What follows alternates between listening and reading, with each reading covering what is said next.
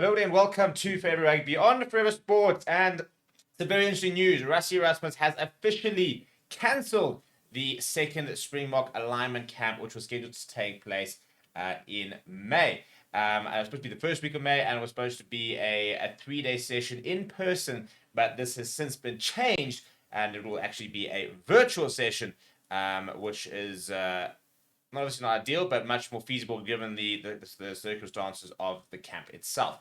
Before we get into this, please do smash the like on the video. Please do subscribe to the channel as well.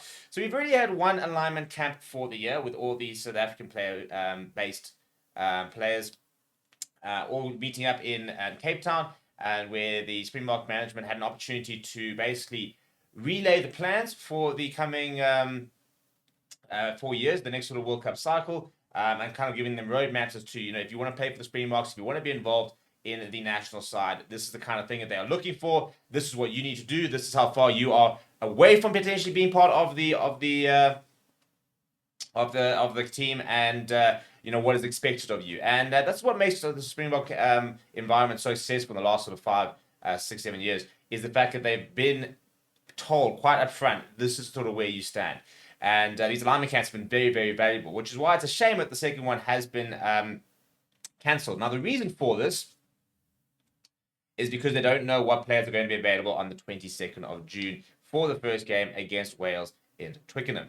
Obviously, they were sort of basically assuming that they won't have the French and the England-based players because it's outside the test window, and so they won't be released, and so they might be still involved in their seasons. Whilst also, that's the same day as the URC final, for example. So if a South African team were to be in the final, they'd be unavailable. Or if, for example, a Munster were in the final, an RK's name will be unavailable. So any sort of South Africans involved in the URC, potentially playoffs, could be unavailable. Now, at this stage, there are 3 teams potentially that could be taking part in the URC final, as well as the Sharks, who will take on Claremont in London on the 4th of May, which was the same weekend that the Springbok alignment camp was supposed to be. So that is where the big issues is. Had the Lions, for example, been comfortably outside the top 8, the Sharks, for example, outside of the Challenge Cup, gone out of the Challenge Cup, and at least you could have known that the Sharks and the Lions players would have been available for the 22nd of June, and it could have made sense to have the camp. As at this stage, we still don't know what's going to happen. And as a result, he has decided that it's going to be better to have an online session with a wider group. And I'm not sure how this is going to happen. So, for example, the Sharks play on the 4th of May. If it's going to be a session held on the 3rd of May, I'll be surprised if they can take part. They'll be focusing on their Challenge Cup semi-final. The rest of the teams, though, South African-based teams, will not be in action that weekend. And so Stormers, Lions, and Bulls players can all take part in the online session, which can then be distributed to, obviously, Sharks players, as well as sort of the European-based players as well.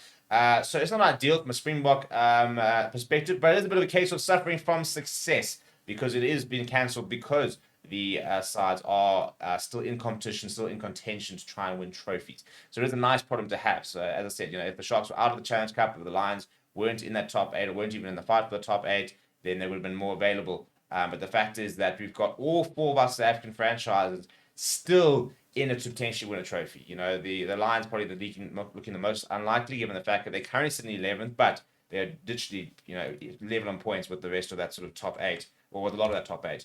If you look at the URC table, and we're doing a review which will come out tomorrow, Lions sitting on 39 points, which is the same as Ulster, Connacht, and Edinburgh, all sitting on 39, and then 1 more point in Stormers and Ospreys, and then 2 more points from there to Benetton. So 5th to 11th are separated by 4 points.